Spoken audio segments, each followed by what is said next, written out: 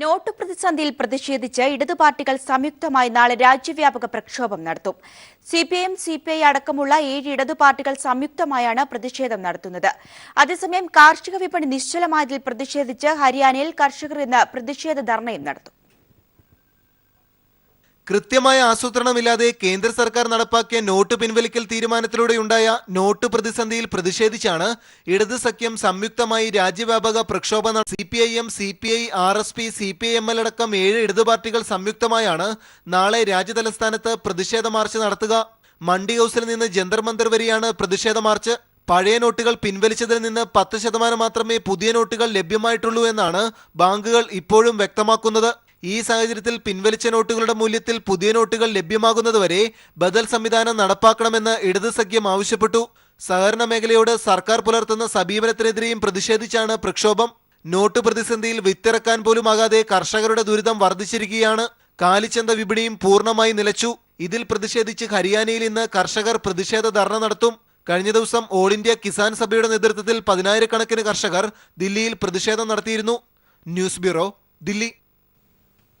Currency പ്രതിസന്ധിക്ക് കാരണമായ കേന്ദ്ര സർക്കാർ നടപടികളിൽ പ്രതിഷേധിച്ച് LDF ഹർത്താൽ നാളെ. സംസ്ഥാന വ്യാപകമായി രാവിലെ 6 മുതൽ വൈകിട്ട് 6 വരെയാണ് ഹർത്താൽ.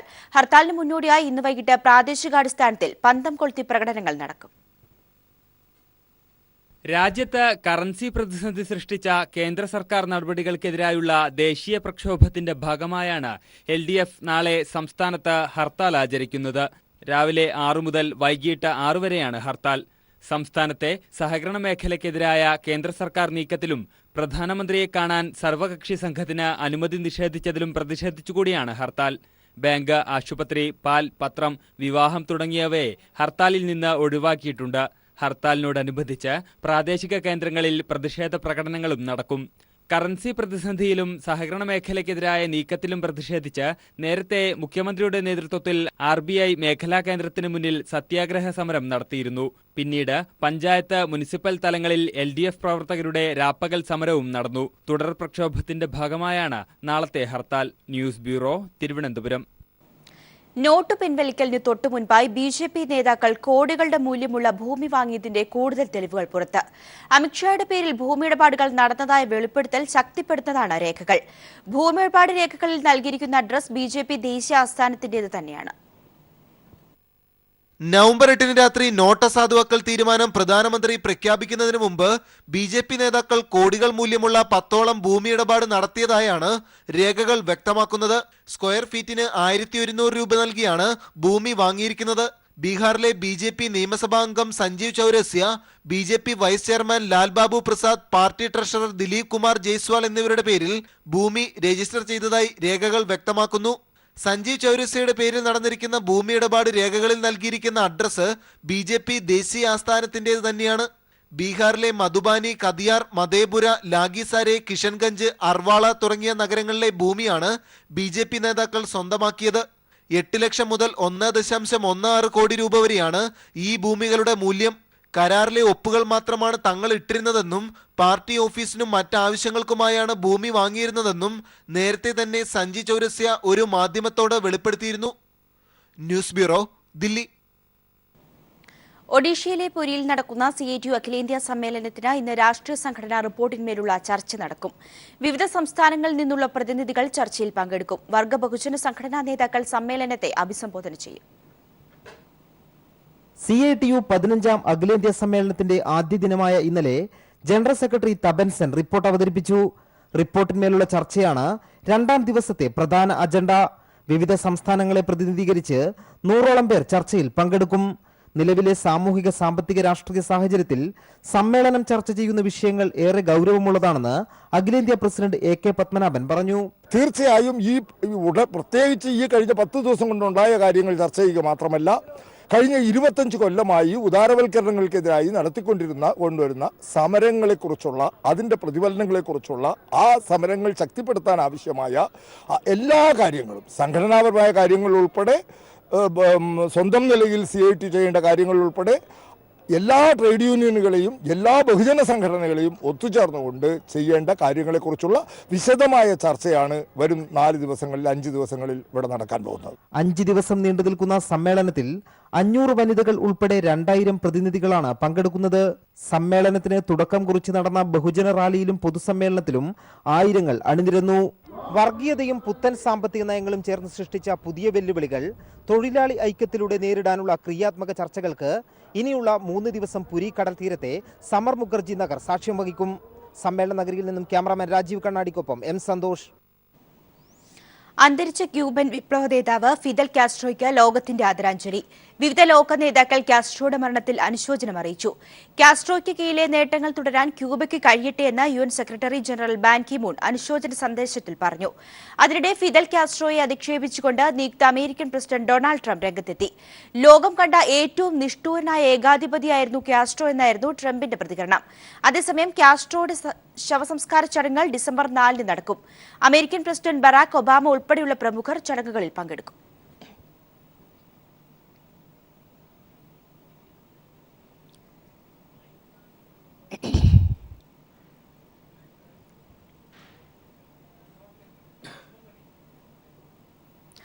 ഏറെ കോളിളക്കം സൃഷ്ടിച്ച അഞ്ചേരി ബേബി വധക്കേസിൽ അടുത്ത മാസം 9-ന് കോടതി വിധി പറയും. വൈദ്യുതി മന്ത്രി MM മണി അടക്കമുള്ളവരെ പ്രതി ചേർത്ത് കഴിഞ്ഞ UDF സർക്കാരാണ് കേസെടുത്തത്.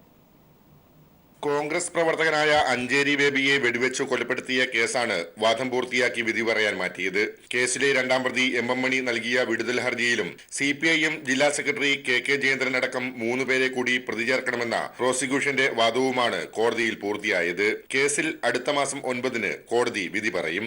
കോടതികൾ മുൻപ് പരിഗണിച്ച് തള്ളിയ കേസിൽ പുതുതായി തെളിവുകൾ ഹാജരാക്കാൻ പ്രോസിക്യൂഷനായിട്ടില്ലെന്ന് MM മണിക്ക് വേണ്ടി ഹാജരായ അഡ്വക്കേറ്റ് S ശ്രീകുമാർ പറഞ്ഞു. നമ്മൾ ഉയർത്തിയിരിക്കുന്നത് അതായത് നേരത്തെ ഈ SC 58/85 ആയിട്ട് അതായത് അഞ്ചേരി ബേബിയിൽ മരണപ്പെട്ടതിനെ സംബന്ധിച്ചിട്ട് ഇവിടെ സെഷൻസ് കോടതിയിൽ വിചാരണ നടന്നു. ആ വിചാരണയിൽ എല്ലാ പ്രതികളെയും കുറ്റവിമുക്തരാക്കി. ആ വിധി ഹൈക്കോടതി ശരിവെച്ചു. അങ്ങനെ 85-ൽ അതായത് 82-ൽ നടന്നു എന്ന് പറയുന്ന സംഭവം 88-ഓട് കൂടിയിട്ട് അവസാനിച്ചു. എന്നാൽ കേസിൽ പ്രതികൾക്കുള്ള പങ്കും ഗൂഢാലോചനയും വ്യക്തമാണെന്നും പ്രോസിക്യൂഷന് വേണ്ടി ഹാജരായ അഡ്വക്കേറ്റ് സിബി പറഞ്ഞു. സ്വതന്ത്രമായി നടത്തിയ അന്വേഷണവും ഹൈക്കോടതിയുടെ നിരീക്ഷണവും സുപ്രീം കോടതി അത് ശരിവെച്ചിട്ടുകൊണ്ട് പ്രൈമാ ഫേസി ഈ പ്രതികൾക്കെതിരായി കേസ് നിലനിൽക്കുമെന്നും കേസ് മുന്നോട്ട് പോകണമെന്നും ആവശ്യപ്പെട്ടു. ഒരു കാരണവശാലും കേസ് തള്ളിപ്പോകത്തില്ല. മന്ത്രിയായിരിക്കെ ക്രിമിനൽ കേസിൽ ഒരു മന്ത്രി ഉൾപ്പെട്ട അപൂർവം കേസിന്റെ വിധിയാണ് ഡിസംബർ 9-ന് കോടതിയിൽ നിന്നും ഉണ്ടാകുക. News bureau, Idukki. പാകിസ്ഥാന്റെ പുതിയ സൈനിക മേധാവിയായി ഖമർ ബാജ്വയെ നിയമിച്ചു. നിലവിലെ സൈനിക തലവൻ റഫീൽ ഷെരീഫ് വിരമിക്കുന്ന വേളയിലാണ് പുതിയ മേധാവിയെ പാക് പ്രധാനമന്ത്രി പ്രഖ്യാപിച്ചത്.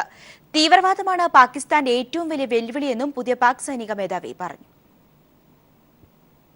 പാക് പട്ടാളത്തെ ഇനി ലഫ്റ്റനന്റ് ജനറൽ ഖമർ ബാജ്വ നയിക്കും.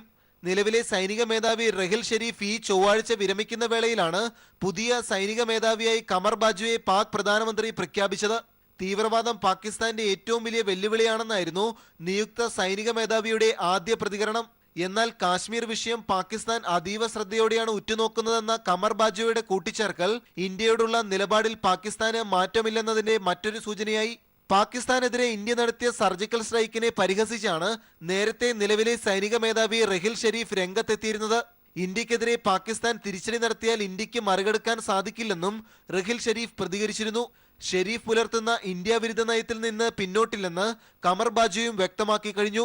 IS അടക്കമുള്ള ഭീകര സംഘടനകൾക്ക് പാക് മണ്ണിൽ പിന്തുണ നൽകുന്ന ഷെരീഫിന്റെ നിലപാട് നിയുക്ത സൈനിക മേധാവിയും തുടരുമോ എന്നാണ് ഇനി കണ്ടറിയേണ്ടത്. News bureau, Delhi. ഇരകൾ അനുഭവിച്ച വേദന കുറ്റവാളികളും അറിയണമെന്ന് നടി മീര ജാസ്മിൻ. 10 കൽപ്പനകൾ എന്ന ചിത്രത്തിന്റെ പ്രൊമോഷനുമായി ബന്ധപ്പെട്ട് കൊച്ചിയിൽ നടത്തിയ വാർത്താ സമ്മേളനത്തിൽ സംസാരിക്കുകയായിരുന്നു മീര. ജുഡീഷ്യറിയിൽ അഴിച്ചുപണി വേണമെന്ന് നടൻ അനൂപ് മേനോനും പറഞ്ഞു. 10 കൽപ്പനകൾ എന്ന ചിത്രത്തിന്റെ അണിയറ പ്രവർത്തകർക്കും ജിഷയുടെ അമ്മ രാജേശ്വരിക്കുമൊപ്പം മാധ്യമങ്ങളെ കണ്ടപ്പോഴായിരുന്നു സ്ത്രീകൾക്ക് നേരെയുള്ള അതിക്രമങ്ങളെക്കുറിച്ച് അതിരൂക്ഷമായ ഭാഷയിൽ മീര ജാസ്മിൻ പ്രതികരിച്ചത്. ഒരു വിക്ടിം അനുഭവിക്കുന്ന വേദന എന്താണ് നീ തന്നിക്ക് പുറക്കാത്തവൻ അറിയണം. അവൻ അറിയണം അതിൻ്റെ പെയിൻ എന്താണ്.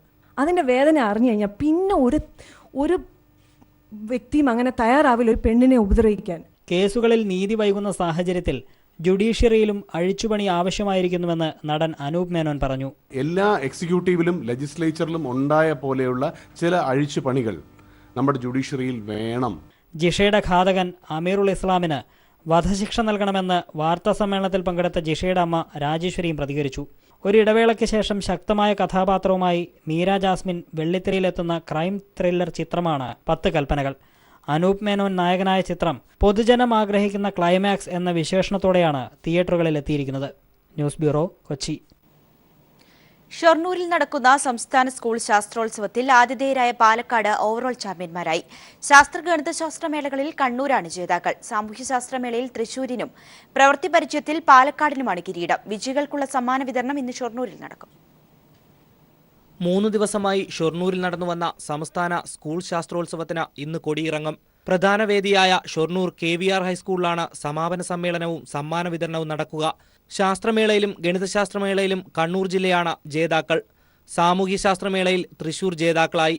പ്രവൃത്തി പരിചയമേളയിൽ കിരീടം ചൂടിയത് പാലക്കാട് ജില്ലയാണ്. ശാസ്ത്രമേളയിൽ 180 പോയിന്റോടെ കണ്ണൂർ ഒന്നാമതെത്തിയപ്പോൾ 162 പോയിന്റുമായി തൃശൂർ രണ്ടാമതെത്തി. 157 പോയിന്റോടെ മലപ്പുറം മൂന്നാമതുമെത്തി. ഗണിതശാസ്ത്രമേളയിലും ഓവറോൾ കിരീടം കണ്ണൂരിനാണ്.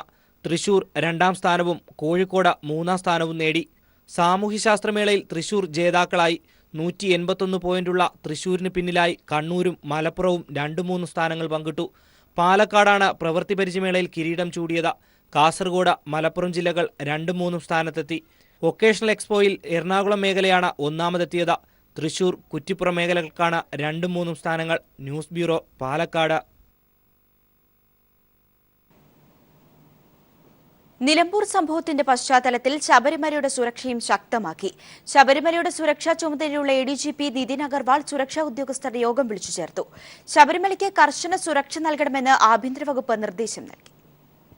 നിലമ്പൂർ സംഭവത്തിന്റെ പശ്ചാത്തലത്തിലാണ് ശബരിമലയിൽ സുരക്ഷ ശക്തമാക്കിയത്. പഴുതടച്ച സുരക്ഷയായിരിക്കണം ശബരിമലയ്ക്ക് നൽകേണ്ടതെന്ന് സംസ്ഥാന ആഭ്യന്തര വകുപ്പ് പോലീസിന് കർശന നിർദ്ദേശം നൽകിയിരുന്നു. അതിന്റെ അടിസ്ഥാനത്തിൽ ADGP Nitin Agarwal, Ernakulam range IG Sreejith എന്നിവരുടെ നേതൃത്വത്തിൽ സന്നിധാനത്ത് വിവിധ സുരക്ഷാ ഉദ്യോഗസ്ഥരുടെ യോഗം ചേർന്നിരുന്നു. അതിനുശേഷം സന്നിധാനത്തെയും പരിസരത്തെയും സുരക്ഷ വിലയിരുത്തുകയും ചെയ്തു. ശബരിമലയിലെ സുരക്ഷ ശക്തമാണെന്ന് ADGP നിതിൻ അഗർവാൾ പ്രതികരിച്ചു. There is no issue. Nilambur has no effect here. The security is already tight, so there is nothing to worry about. കേന്ദ്ര ഇന്റലിജൻസിന്റെ നിർദ്ദേശപ്രകാരം കേന്ദ്രസേനയും സുരക്ഷ ശക്തമാക്കിയിട്ടുണ്ട്. ഇത് പ്രത്യേകമായിട്ട് കേന്ദ്ര രഹസ്യാന്വേഷണ വിഭാഗങ്ങൾ തന്നിട്ടുള്ള മുന്നറിയിപ്പുകൾ പരിഗണിച്ചുകൊണ്ട് ഇതിനെ കൂടുതലായിട്ട് ഈ ഫോഴ്സിന്റെ സംഖ്യ വർദ്ധിപ്പിക്കാൻ തീരുമാനിച്ചിട്ടുണ്ട്. സുരക്ഷ വർദ്ധിപ്പിക്കുന്നതിന്റെ ഭാഗമായി ഇപ്പോഴത്തെ CCTV ക്യാമറകൾക്ക് പുറമെ പുതിയ CCTV ക്യാമറകളും സന്നിധാനത്തും മറ്റ് പലയിടങ്ങളിലുമായും സ്ഥാപിക്കുന്നുണ്ട്. നിലമ്പൂരിൽ മാവോയിസ്റ്റുകളുമായുണ്ടായ ഏറ്റുമുട്ടലിന്റെ പശ്ചാത്തലത്തിലും ശബരിമലയിൽ ദിനംപ്രതി തിരക്ക് കൂടി വരുന്നതിനാലും കനത്ത സുരക്ഷ നൽകണമെന്നാണ് പോലീസിന് ആഭ്യന്തര വകുപ്പ് നിർദ്ദേശം നൽകിയിരിക്കുന്നത്. സന്നിധാനത്ത് നിന്നും ക്യാമറമാൻ വിനേഷ് നേതാജിക്കൊപ്പം ബിജേഷ് നടുവിൽ.